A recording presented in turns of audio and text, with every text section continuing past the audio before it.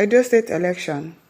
Former minister drops bombshell, quits PDP, and now to the news in full. The fallout from the September 21 Edo State governorship election has escalated dramatically, with former Minister of Aviation Osita Chidoka accusing the Independent National Electoral Commission (INEC) of orchestrating an elaborate scheme to rig the election in favor of the All Progressive Congress (APC). See, everybody knows that INEC and APC, they rigged the election for Edo State, and they have been rigging for every subsequent state that they have been winning. Even the presidency election, they rigged it. All the places that they have been winning governorship election now, they have been rigging it. Everybody can see it. This INEC chairman, it is well, they really need to do something about him. In a scathing interview on Politics Today on Channel Television, Chidoka described the election as a sham and presented data he claimed shows widespread manipulation at the highest level of INEC. According to Chidoka, discrepancies in the election results revealed deliberate tampering, including the inflation of accredited voters by over 100,000 across 798 polling units. Presiding officer recorded 580,000 accredited voters, but INEC's back end produced 687,000. They have padded the numbers. Now, wow. This wasn't an error. It was intentional manipulation, of course. Chidoka stated he also alleged that during the collation process, 11,665 votes for the opposition People's Democratic Party (PDP) were subtracted, while 32,284 votes were illegally added to the APC's total. Can you just imagine? The broad daylight stealing. Chidoka further highlighted what he called inconsistencies between INEC certified results and the data uploaded to its results viewing portal IREV, accusing the Commission of printing fake result sheets to reflect the desired outcome. APC, INEC, barbarigas. They are just so good at the rigging stuff that they think that, nobody can catch them. Nobody can do anything to them. It's a clear case of fraud, he asserted. Despite this claim, Chidoka stated that PDP candidate Barrister Asio Godale should have been declared the rightful winner once invalid votes and alleged manipulations were accounted for. However, he made it clear that he would not normally recognize the election results, condemning the process as a travesty and warning that if upheld, it would undermine the legitimacy of future elections. Of course, it would. And that is what they are trying to achieve. Rigging election, knowing that, people will not say anything. Even if we talk, it is just chance. It's not as if we are going to go there and say, like this person is not going to be our governor. We always accept defeat in this country, no matter what they do. Even when we can see clearly that these people rigged the election.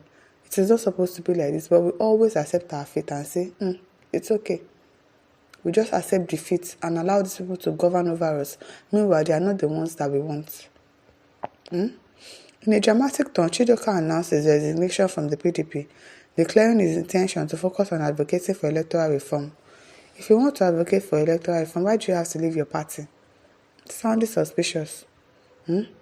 Unbothered by party politics, nothing else matters to me right now but the defense of our democracy, he emphasized. We hope that you are not trying to go back to APC. Probably you were one of the most that they've planted in PDP, and now that your job is done, you are acting as if you are pained by the issue and you want to go back to APC. I hope not. I hope that you are really pained by whatsoever it is that has happened and you really want to advocate for electoral reforms. But I think even if you want to do that, you can do that by staying in PDP and not you resigning. Why do you have to resign? Unbothered by party policies, nothing else matters to me right now but the defense of our democracy, he emphasized.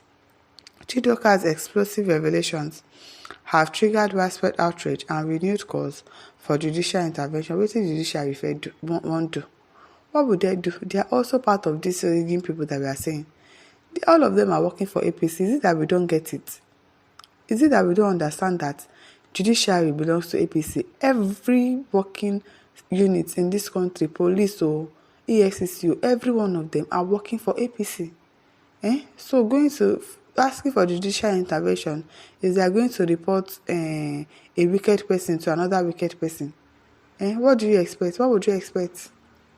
There's no point though. The court must act. INEC has betrayed the public. the public trust, and our democracy is on life support, he warned. The critical question now is whether Nigeria's judiciary will intervene to restore the integrity of the electoral process or allow what it describes as a stolen election to stand. We know exactly what is going to happen because we know that the judiciary are also for APC.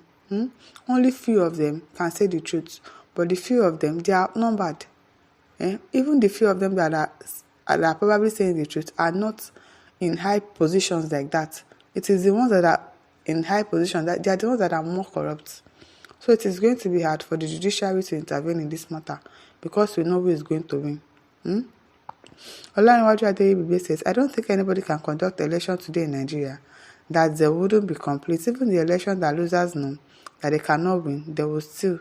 It is our style of defending our failure. It is only former President Jonathan that acted contrary even when his supporters still cried foul. So what are you saying? That PDP lost the election now. Olaniwaju, we know you now. APC stooge. Abayomi Norman says PDP taught APC political manipulation, but they don't come learn past their master.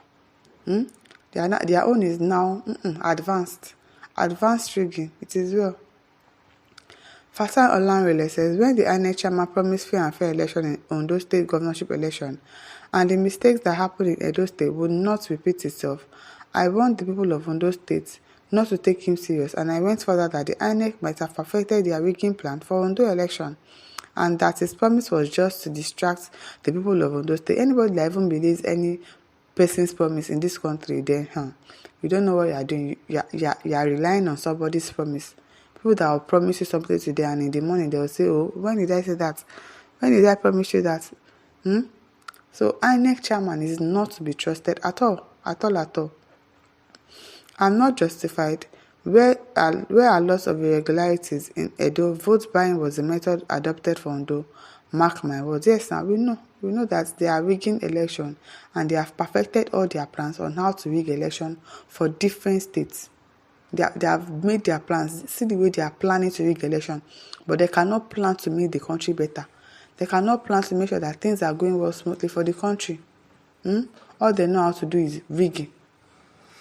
Oladipo Ayadi says Yakubu cannot conduct credible election in Nigeria. Yes, so until he leaves, he cannot conduct any credible election. Let's just forget about it. Any election that he conducts, be rest assured that it is APC that is going to win, whether you like it or not. In Ondo State, vote buying was the order of the day, with the collaboration of law enforcement agencies and the so-called INEC officials. Yes, so if you still think that INEC official will do anything good for this country and not make APC going to continue to win, then we are deceiving ourselves because they are obviously APC members.